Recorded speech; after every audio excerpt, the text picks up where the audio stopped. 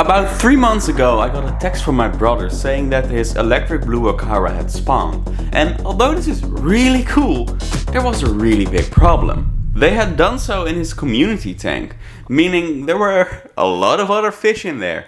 And he keeps big, predatory fish. Well, not like there were Oscars or something, but there were angelfish, there were other cichlids. It was gonna be a disaster. It would have been a miracle if they would have made it 24 hours in that tank. So he texted me saying, yeah, I got these. They will not survive here. I don't have another tank for them. Do you want them or not? And a little bit nervous, but happy with the opportunity, I said, yeah, let's give it a shot. Let me try to raise these fry. So the next day my brother came over with a bag full of fish eggs. Some were still in the egg, some were halfway out of the egg, and there were just a few that were already all the way out of the egg. So I placed them in this tank behind me and I started doing my best. I got a brine shrimp hatchery going, which by the way is like power food for baby fish. They will grow so fast with this stuff. So yeah, I was cooking up some brine shrimp, feeding them live brine shrimp for a day or two and then freezing in the rest. And feeding them daily, keeping an eye on them. And this worked pretty well for about a week. They came out of the egg, they were almost free swimming, but they couldn't really swim yet. But then one morning I came in this room and they were all gone. I'm still not really sure what happened, but my best guess is that the Nerite snail I put in the tank with them just decided they would make a great snack and yeah, ate them all. Really, it's the only thing that could have happened.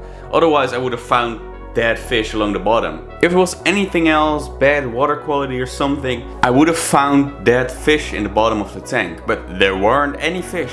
They were just completely gone. There were about 20 of them and then there were none. So I was a bit disappointed, but the next day I came back to this tank and suddenly I noticed one single fish remaining. And with one fish remaining, I decided I couldn't let this last one die. I was gonna do my best. I named this fish Zula. And I took really good care of her. Or him. I don't know, in my head I just decided it would be a female. Anyway, I did the best I could caring for Zula. I fed her daily, checked on her multiple times a day just to make sure everything was going alright. And up until this point my parenting definitely paid off. I'm pretty sure you could have seen her swimming behind me somewhere in the video. Oh yeah, there she is, right in the middle. She's been eating really well and has become a really strong big fish that's growing really fast. She already outgrew the guppies and will eventually even outgrow Koa, which is pretty cool if you ask me. Raising this guy for the past few months has been a blast and I can't wait to see her reach her full size. This will probably take, I don't even know how long it takes for them to mature. I think my best guess will be a year. Let's Google it. How long till electric blue Akara is full grown? 8 till 10 months. Wow, that's way faster than I thought. She's already 3 months old, so in about 5 months, she could be full grown. Wow, 7 months. 5 to 7 months until she's full grown. No, whoa, that's cool. That's really cool. Anyway, if this experience has taught me anything, it's that I really want to get into breeding more fish. And reptiles eventually as well, but we'll start off with fish. I mean, it was a blast seeing this fish grow up. And I really feel like I want to do this a lot more. So I decided I want to dive into breeding animals. And we'll start off with some basics so that I'm sure I'll be able to sell off the babies eventually and I won't be left with hundreds of fish that I can't care for. Well, I'll be able to care for them, but it'll be expensive. Anyway, I already have a really good basic fish I could breed and sell. It's right over here.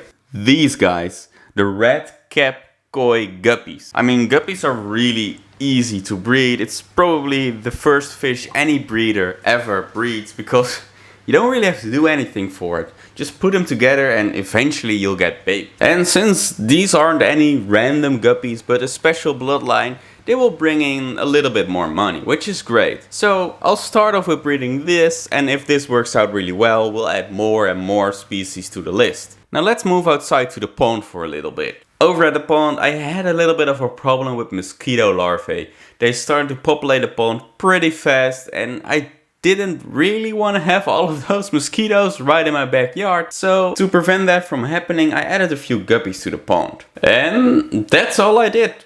Didn't feed them, just threw them in there. And it worked like a charm. Within 2 weeks, they would have eaten like 90-95% of the mosquito larvae in there, which was great. But something even better happened. The guppies also bred in the pond. So there was a little clutch of baby guppies in the pond. And at first I thought, yeah, that's cool, I'll just leave them in there, whatever. But now that I've decided I want to breed guppies, I was like, hey, wait, I got like 15 or so guppies in this pond.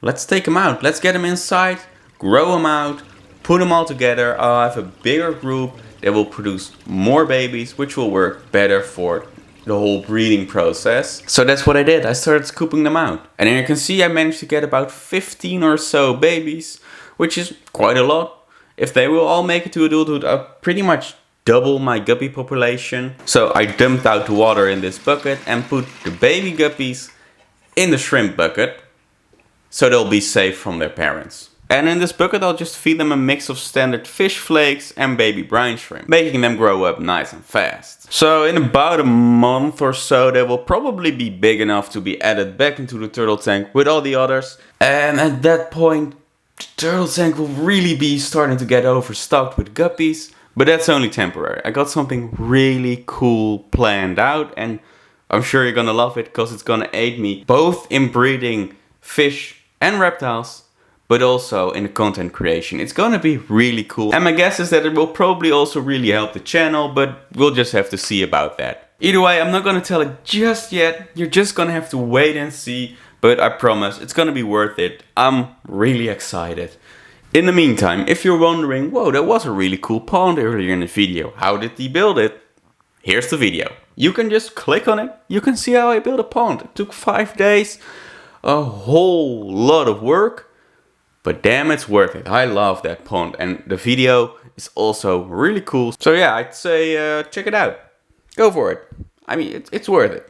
I'll see you there.